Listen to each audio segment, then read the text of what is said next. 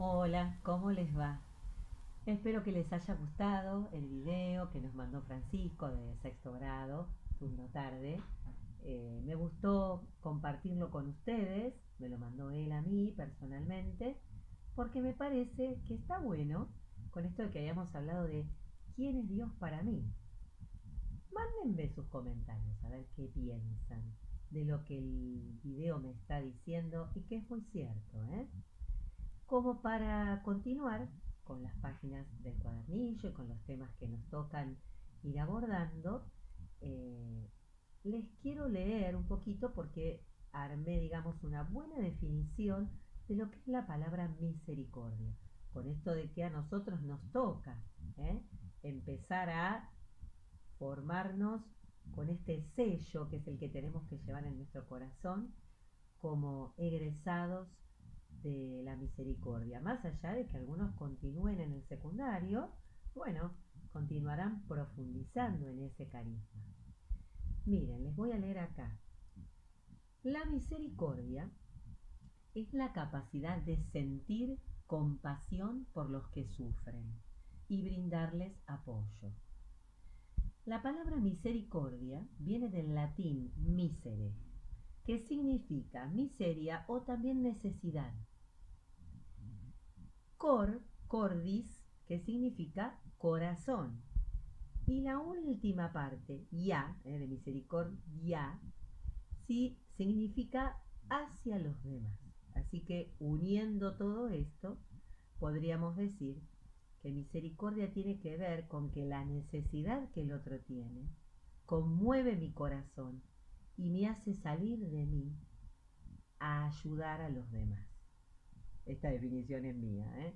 Bueno, entonces, dice acá que es interesante. En ocasiones, la palabra misericordia es confundida con lástima, lo cual es cerrado. No es un simple sentimiento que me da lástima y bueno, y después se me pasó. No, no, la misericordia me pone en movimiento. Hay algo que conmueve. La palabra conmueve tiene que venir, o sea, viene del mover. Hay algo que mueve mi corazón. Ese dolor del otro o esa necesidad del otro no me es indiferente. Mueve mi corazón y me hace también ponerme en movimiento a tratar de ayudar. Eh, y dice también, cuando hablamos de la misericordia de Dios, es la cualidad de Dios, por la cual perdona siempre nuestros pecados, nuestras faltas. Es cierto, cuando hablamos de la misericordia de Dios, hablamos de que Dios nos ama y nos perdona siempre. Y me gustó esto que dice acá. La misericordia es un estilo de vida que nos propone Jesús. Es un estilo de vida. La misericordia es una forma de vivir. Y qué mejor, ¿no? Que tratar de encontrar esta forma de vivir nosotros que estamos en este colegio, bajo la advocación de Nuestra Señora de la Misericordia. Pidámosle a María que nos enseñe a vivir en la misericordia, como nos pide Jesús. Bueno, ¿qué te parece ahora si abordamos las hojas que siguen en nuestro cuaderno? Bueno, tenemos acá la página 5. El título dice que todos sean uno. Esta es un gran deseo de Jesús, que lo expresa en la última cena, en su discurso de despedida, en el Evangelio de Juan. Que todos sean uno. Pero no hemos cumplido mucho el deseo de Jesús. Dice así, el cristianismo es una religión que agrupa, a su vez, a diversas iglesias, entre las que se destacan la Iglesia Católica, la Iglesia Ortodoxa y las iglesias protestantes.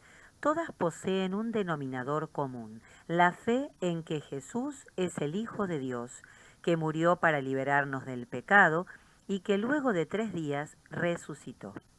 Esta creencia está acompañada del intento de seguir las enseñanzas de Jesús contenidas en los evangelios y de hacer que otros las conozcan. Bueno, seguramente ustedes saben que el nombre cristianismo viene de Cristo. ¿Y qué significa la palabra Cristo que se la decimos a Jesús? Es la traducción al griego de la palabra hebrea Mesías, el enviado, el Salvador, el ungido, el elegido. Sigamos leyendo.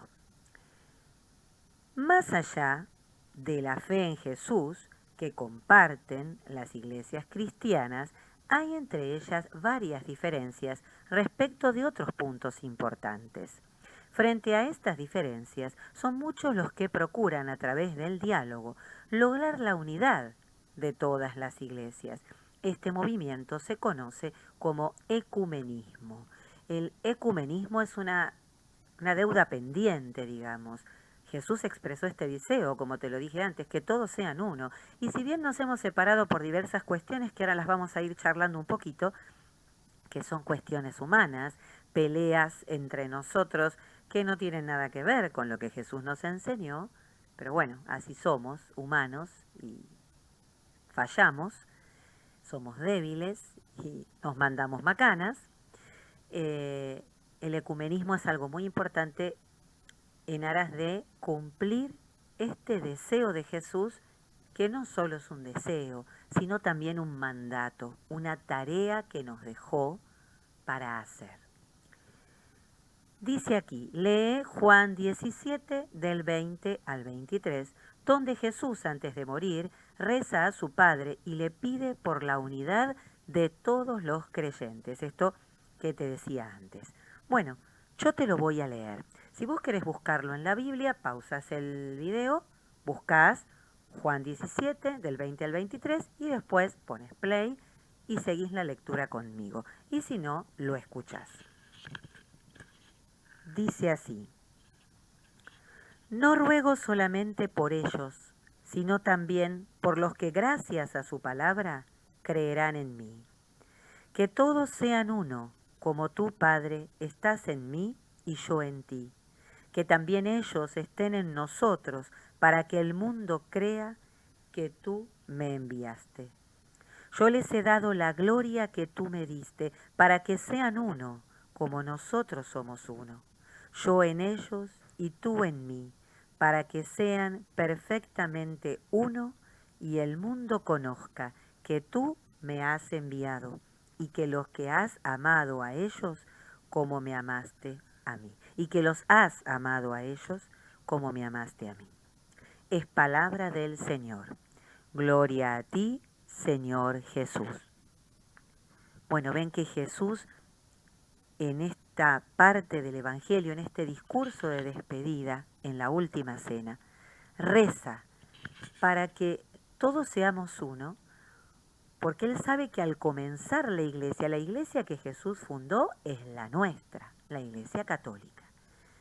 Pero sabe que muchos al escuchar su palabra, la palabra de los apóstoles, la predicación de los apóstoles y al recibir el bautismo, muchos van a creer en Jesús. Pero bueno, Jesús ya sabe que de antemano va a haber discordia, va a haber peleas, va a haber desencuentros. Entonces reza para que todos seamos uno. Dice, como nosotros somos uno. Recordemos que nuestro Dios son tres personas, pero un solo Dios. Padre, Hijo y Espíritu Santo, que están tan unidos que son uno mismo. Este es el deseo de Jesús, que seamos como uno solo, unidos a Jesús. Dice, para que entonces todos los que los escuchen crean. Quiere decir que la mejor prueba de la existencia de Dios y que Dios nos ama es que nosotros estemos unidos y no peleados. Por eso es tan importante que estemos unidos y que no nos separemos y que no nos peleemos. Porque en la medida en que los que no conocen a Dios nos vean unidos, nos vean ayudándonos, nos vean creyendo y sosteniendo y viviendo la misma fe, es que entonces se van a convencer. ¿Quién puede creer en la palabra de alguien que habla de un Dios maravilloso y todo amor, pero se pelea y maltrata a todo el mundo? Evidentemente no tiene coherencia. Continuamos leyendo entonces. Dice acá, lee estas palabras del Papa Francisco acerca del ecumenismo. La unidad de los cristianos es un requisito esencial de nuestra fe. La unidad no es el resultado de nuestros esfuerzos humanos, sino que es un don del cielo. La unidad no es uniformidad. Las diferentes tradiciones cristianas, cuando son genuinas, son una riqueza y no una amenaza para la unidad de la Iglesia. La unidad de los cristianos no implica renegar de la propia historia de fe. Dice después, conversen a partir de la cita del Evangelio y las palabras de Francisco con qué relaciona Jesús la unidad entre los creyentes. ¿Cuál es la consecuencia de esa unidad entre los creyentes? Bueno, estas dos preguntas un poco ya te las dije antes, o sea, ¿con qué relaciona Jesús la unidad entre los creyentes? Con la propia unidad del mismo Dios. 3 personas y un solo Dios, el mismo. El Padre, el Hijo y el Espíritu Santo son el mismo Dios. ¿Cuál es la consecuencia de esa unidad entre los creyentes? Que los demás crean también. ¿Cómo caracteriza Francisco la unidad de los cristianos? Francisco nos habla de que unidad tiene que ver no con la uniformidad, como nosotros que usamos todos el mismo uniforme. ¿Qué pasa? Ahora vamos a ir adentrándonos en las diferentes iglesias. Muchos tienen diferentes tradiciones, historia. Uno no tiene que abandonar la propia historia, las costumbres, para poder estar unidos, porque el que nos une es Dios. Dice, no, la unidad no depende de nuestros esfuerzos y no tiene que ver con que nos fotocopiemos y seamos todos iguales. No, al contrario. La riqueza está en que somos todos distintos. Si Dios hubiera querido fotocopiarnos, hubiera hecho eso y no nos hubiera creado uno por uno, únicos. ¿No es cierto? Dice después, ¿qué actitudes les parece que sirven para fomentar la unidad entre los católicos primero y entre los cristianos en general? ¿Qué actitudes? Que nos cuesta mucho aceptar al otro distinto de mí, con otra costumbre, con otra forma de pensar, ¿no es así? Yo creo que, si lo pensamos bien, en realidad lo más importante, las actitudes más importantes es respetar que el otro es distinto, aceptar que el otro es distinto y recibirlo, ¿verdad? Recibirlo siempre, así como es, no querer cambiarlo y también enriquecernos. En esto te cuento una anécdota que por ahí va a tener que ver con lo que vayamos avanzando en las páginas, pero yo de chica crecí yendo al zapatero para que arreglara los zapatos. Mi mamá me mandaba al zapatero y el zapatero era judío, era un hombre encantador, lo recuerdo siempre porque a él le encantaba hacerme preguntas, tanto a mí como a mi mamá. A pesar de que yo era chica, él también me preguntaba y me decía, ¿y ustedes cómo rezan tan cosa? ¿Y ustedes qué oraciones hacen? Y yo le contaba y también le preguntaba a él y él me decía, no, porque nosotros rezamos así, porque nosotros celebramos la Pascua así. Y era realmente enriquecedor y apasionante poder conocer las costumbres del otro. Después de todo, Dios es uno solo. Dios es el mismo. ¿No es así? Es lo que hablábamos cuando yo les hacía el análisis de la película de Hércules. El verdadero Dios es uno solo, no como creían los griegos, los romanos y muchos pueblos politeístas que hay muchos dioses. Dios es uno, es el mismo, y es el mismo para todos. Lo que pasa es que, bueno, podemos llegar a Él por diferentes caminos. Y en esto yo quiero que pensá, digamos, un ejemplo fácil. Vos para llegar al aula, visualizá tu aula, que ahora hace mucho que no vamos, el aula de séptimo. Cuando entras al colegio, para ir al aula de séptimo, vos podés ir por la escalera, por el ascensor o por la rampa. Los 3 caminos te llevan al mismo lugar. Quiere decir que distintas religiones, mientras nos lleven al mismo Dios, son caminos que hay que respetar y son caminos buenos. Todo camino que a mí me lleve a Dios es un buen camino. Ahora, eso no significa renunciar a mi fe. ¿Cuál es el camino que vos preferís? Nosotros seguimos la iglesia de Jesús, la iglesia católica. Ese es el camino que elegimos. Como que vos me digas, bueno, Señor, yo siempre voy por la rampa. Pero puedo respetar al que va por la escalera y que va por el ascensor. Después de todo, todos nos vamos a encontrar en el mismo lugar. Todos nos vamos a encontrar en el mismo abrazo de Dios. Quédatelo pensando, mientras damos vuelta a la hoja. Continuamos entonces en la página 6. El título es Juntos como hermanos. Jesús fundó una única iglesia, por eso la Iglesia Católica, para referirse a los cristianos que no son católicos, emplea el término hermanos separados. Obviamente, somos todos hermanos, hijos del mismo Dios, ¿verdad? Fíjense que la palabra católica tiene que ver, significa universal. ¿Por qué? Porque ahora lo vamos a ir viendo un poquito más. El resto de las iglesias siguen a un patriarca, a un pastor, pero no son universales, es decir, cada iglesia sigue a esa persona. En cambio, los católicos seguimos al Papa. Él es el jefe de la Iglesia Católica y es en el mundo entero. Entonces, es el referente, el jefe de la Iglesia para todos los países católicos del mundo, para toda la Iglesia Católica. En cambio, en todos los países hay varias iglesias diferentes que no tienen un único pastor así internacional, por decirlo de una manera, sino que cada una sigue a un pastor.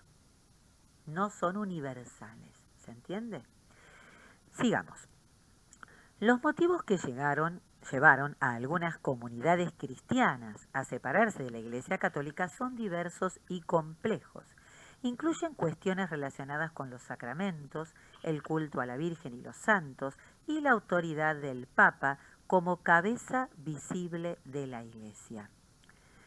Sí, ahí más que nada cuando vemos las separaciones se produjeron siempre por peleas respecto de la autoridad del Papa. ¿Qué era lo que el Papa tenía que decidir o no? Si había que hacerle caso o no. Peleas que tienen que ver con lo humano y no con la voluntad de Dios, ¿verdad? La primera gran separación de la Iglesia Católica, dice acá, ocurrió durante la Edad Media y de ella surgió la Iglesia Ortodoxa. La mayoría de los cristianos de Rusia, Grecia y otros países del este de Europa son ortodoxos. Esto se conoce como el cisma, que se produjo en el año 1054. ¿Y por qué se produjo este cisma? Bueno, en realidad la Iglesia Ortodoxa se considera heredera directa de los 12 apóstoles, de la Iglesia fundada por Jesús. ¿Qué pasa? Cuando la Iglesia fue naciendo, fueron surgiendo, cuando vamos viendo en los Hechos de los Apóstoles, uno de los libros del Nuevo Testamento, cómo los apóstoles fueron viajando, misionando y fundando diferentes iglesias, fueron quedando como cabezas de esas iglesias lo que en esa época se llamaban patriarcas. Se le reconocía al patriarca de Roma como una autoridad mayor o algo honorífico más que nada, porque fue la primera iglesia, porque digamos desciende de Pedro, que fue el primer papa nombrado por Jesús. Los ortodoxos se consideran herederos de Andrés, el hermano de Pedro, de San Andrés. Esto es un dato importante que encontré cuando investigué porque no lo sabía. ¿Qué pasa? En determinado momento, en esta época de la Edad Media, donde todavía los reyes tenían mucha injerencia en la iglesia y había mucho interés económico, muchas veces los papas se pusieron de acuerdo con los reyes y esto hubo otros que no estaban de acuerdo, la iglesia es una cosa, el rey es otra, y esto fue trayendo peleas hasta que en el 1054 tanto el patriarca de Constantinopla como el Papa de Roma de ese momento se excomulgaron mutuamente, es decir, se echaron de la iglesia, los dos, como que se pelearon, ustedes están afuera, ustedes están afuera, se dijeron lo mismo, bueno, y ahí se separaron. ¿Qué diferencia hay con la iglesia ortodoxa? Yo esto te lo acompaño con algunas imágenes. Ellos en realidad, por ejemplo, la misa que ellos celebran, toman la comunión igual que nosotros, veneran a la Virgen María y a los santos, tienen los mismos santos que nosotros. En realidad la diferencia tiene que ver con la liturgia, es decir, con el modo en que se visten para celebrar la misa. Como ustedes ven, usan muchos adornos, muchos ornamentos, guardan mucho las tradiciones muy, muy antiguas desde el comienzo de la iglesia. Eh, Vienen de la época del Imperio Bizantino, se lo reconoce también al arte bizantino. Si ustedes ven en las decoraciones, son todas esas pinturas chatas, como que no tienen volumen. Es una forma muy específica del arte bizantino y son de ornamentar, de como exagerar en los adornos. Las misas de ellos duran a veces 4 horas, cantan mucho, utilizan mucho más el latín y también, por supuesto, en sus idiomas, porque esto quedó mucho en Rusia, como decíamos antes, en Grecia, en el este de Europa. Como verán, también tienen otra forma de vestirse. Pero bueno, el Papa Francisco, acá yo adjunto unas fotos también, se reúne mucho con ellos, en aras de hacer lo que Jesús dice, que todos seamos uno, lo que llamamos el ecumenismo. Continuamos leyendo. Más tarde, en el siglo XVI, se produjo otra importante división dentro de la Iglesia en un proceso conocido como Reforma. Este proceso, surgido en Alemania, dio origen a las diversas iglesias protestantes como la luterana, la evangélica, la anglicana, la metodista y muchas otras. Esto es lo que yo te decía. Fueron como siguiendo a pastores distintos, por eso van tomando otros nombres. No hay una iglesia de estas que sea internacional, si bien estas iglesias están en todo el mundo, en todos los países del mundo. La iglesia luterana obviamente toma su nombre de Lutero, que fue el primero que se puso en contra del Papa porque no estaba de acuerdo con la autoridad del Papa o cómo el Papa llevaba adelante la iglesia. Y también sí, acá hubo diferencias. En estas iglesias, que nosotros llamamos protestantes, porque nació como una protesta contra la Iglesia Católica, pero bueno, ahora les decimos hermanos separados, como habíamos leído más arriba. Sí tienen diferencias en cuanto a que ellos no celebran misa, porque no creen en la presencia de Jesús en la Eucaristía, no veneran a la Virgen como nosotros ni a los santos, o sea, se pierden lo mejor.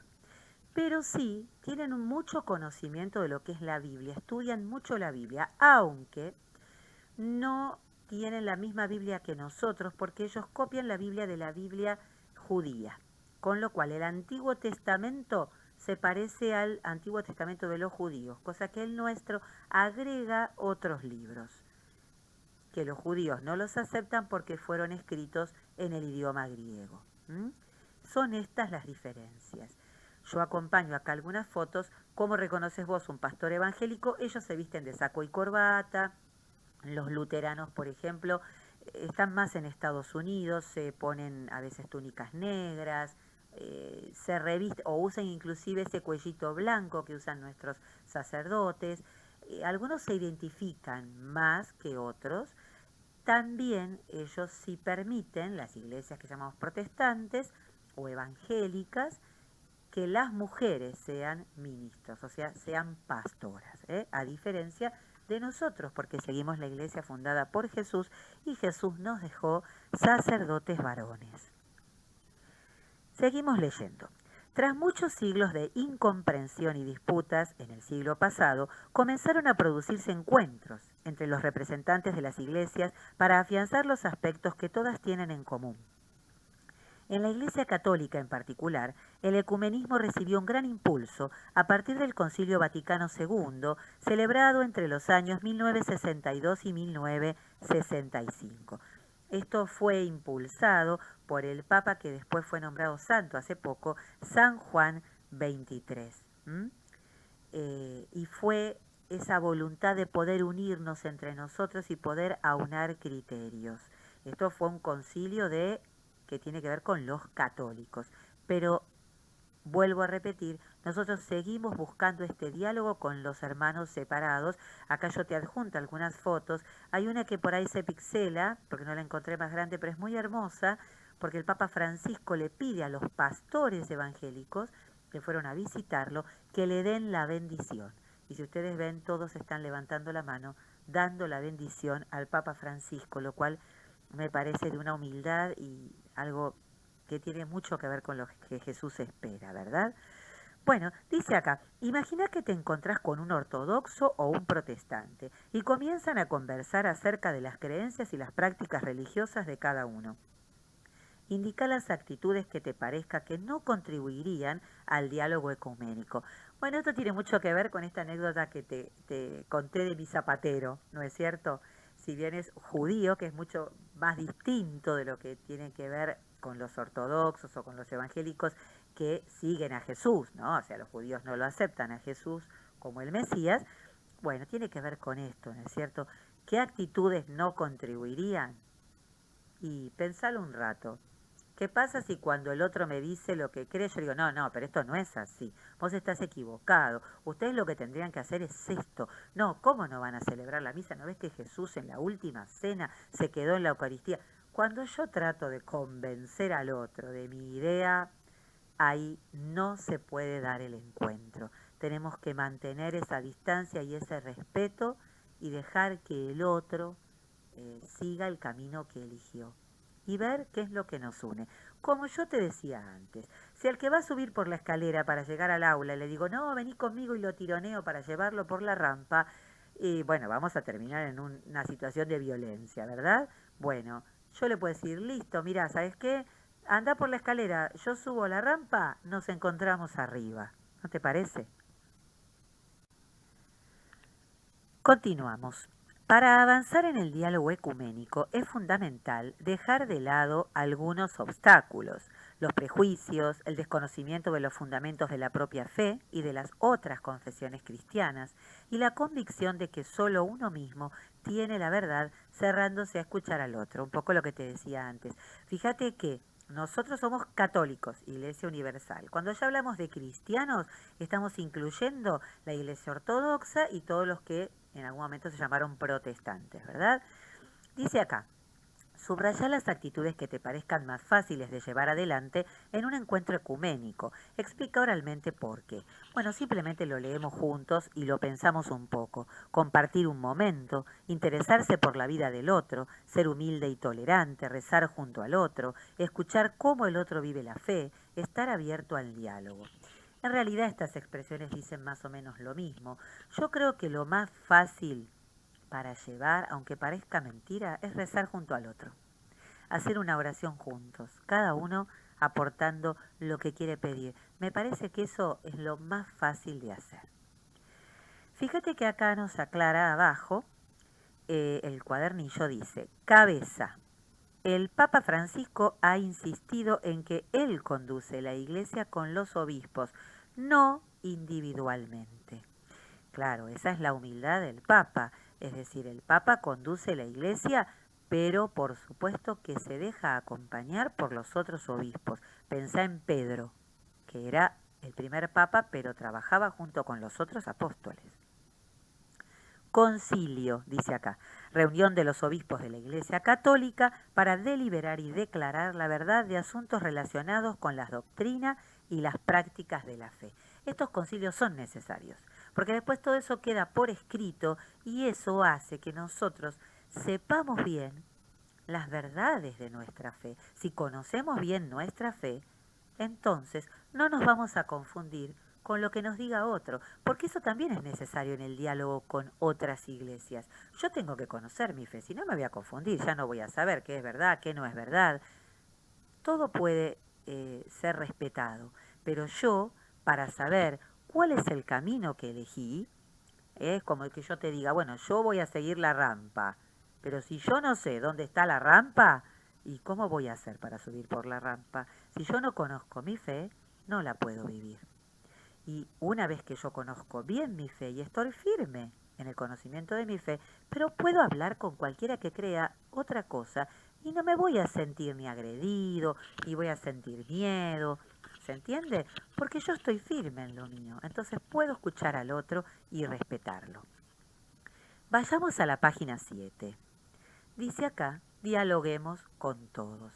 Además de fomentar el encuentro con las iglesias cristianas, la Iglesia Católica procura el diálogo interreligioso, es decir, el entendimiento con otras religiones, con el judaísmo, el islam y el hinduismo y el budismo, entre otras. A diferencia del movimiento ecuménico, el diálogo interreligioso no busca la unión de las distintas creencias, sino profundizar la comprensión entre los miembros de las religiones y promover el respeto mutuo.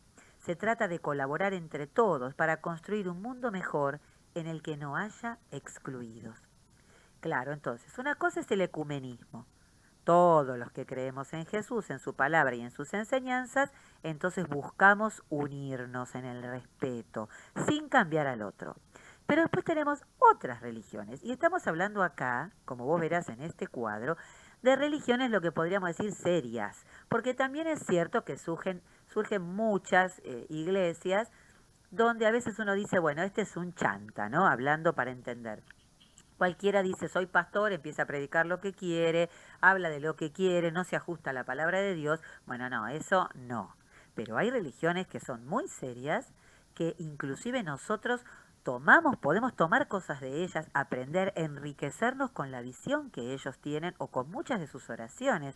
Miren, fácilmente el hinduismo, nosotros los que practicamos yoga, por ejemplo, el yoga viene del hinduismo y la forma que ellos tienen de rezar, de meditar, de reflexionar. Nosotros podemos usarlo como forma para hablarle a Dios desde nuestra fe, pero podemos tomar cosas y enriquecernos de los otros. Por supuesto que, como te dije antes, yo tengo que conocer bien mi fe para estar seguro, si no me confundo y hago una ensalada, como mucha gente que dice, bueno, no, porque yo hago cosas del budismo, otra del hinduismo, no, bueno, eso ya es una ensalada que me confunde y no me lleva a ninguna parte. Vamos a ir leyendo lo que dice este cuadro y yo te acompaño con algunas imágenes para que más o menos tengas una idea. Bueno, tenemos, en cuanto a las religiones, fíjate que el cuadro dice el fundador, las creencias, el libro sagrado, si es que lo tienen, y los lugares de culto, el lugar donde rezan, los templos, digamos, ¿no? Bueno, el hinduismo no tiene un fundador, no se conoce un fundador. ¿En qué creen? Son politeístas, creen en muchos dioses y creen en la reencarnación, o sea que morimos y volvemos a la vida en otro cuerpo, en otra historia. Y esa reencarnación va a depender de cómo hayamos vivido. Si hemos sido buenos, nos reencarnaremos en alguien bueno. Si hemos sido malos, ellos sostienen que a lo mejor uno puede reencarnarse en un animal, como castigo y como necesidad de aprendizaje. Nosotros obviamente no compartimos ninguna de estas creencias. Como libro sagrado tienen lo que ellos llaman los 4 Vedas. Son 4 libros sagrados. Acá yo te aporto algo. Los 4 Vedas, como libros sagrados, yo acá te investigué un poquito, dice que son las escrituras sagradas del hinduismo. Están considerados los textos religiosos más antiguos de todo el mundo. Se cree que fueron compuestos hace al menos 3.500 años y juntan himnos, encantamientos mágicos, relatos mitológicos y fórmulas sagradas, o sea, oraciones. Tienen diferentes nombres, ¿sí? Esto como dato te lo doy. Y después también leí, cuando estuve investigando, que se cree que estos Vedas fueron dados a los sabios directamente por Dios. Los lugares de culto, los templos, porque ellos tienen hermosos templos, en la India, por supuesto, porque el hinduismo viene de ahí, y también tienen la costumbre de tener altares en la propia casa. Bueno, esto es una costumbre que yo te propuse, ¿te acordás? Cuando el Domingo de Ramos. Nosotros también tenemos altarcitos en casa, podemos tenerlo. Lo que pasa que para nosotros no es lo mismo el altar de casa que el ir a la iglesia a la misa, ¿verdad? Esto nosotros hacemos una diferencia. Bueno, continuamos. Acá tenemos el judaísmo. Respecto del judaísmo, obviamente nosotros compartimos todo porque nosotros tomamos toda la historia de la salvación desde Abraham, el fundador es Abraham. Abraham fue el hombre elegido para comenzar el pueblo de Israel. Nosotros estudiamos toda la historia de Israel porque Jesús era judío. Nosotros continuamos con todo esto, en todo esto que creen los judíos, nosotros también creemos. Obviamente son monoteístas, Dios es único. Dios, ellos lo llaman Yahvé, en hebreo significa yo soy. ¿Se acuerdan que les había hablado esto de cuando Dios dice yo soy el que soy? Y creen también en la llegada del Mesías, pero la están esperando. Ellos siguen esperando al Mesías. Nosotros reconocemos que Jesús es el Mesías, por lo tanto ya llegó hace muchos años. El libro sagrado, la Biblia, ellos le llaman la Torá. Y la Torá está compuesta por los 5 primeros libros de la Biblia y algunos otros libros más de profetas, pero todos los que han sido escritos en el idioma hebreo. Ya los libros que han sido escritos en griego no son aceptados como parte de la Torá. Los lugares de culto, ellos les llaman las sinagogas, son los templos, Y por supuesto que ellos en su momento tenían al templo de Jerusalén como el templo más importante donde todos peregrinaban el día de la Pascua judía o en otras fechas de fiestas muy importantes.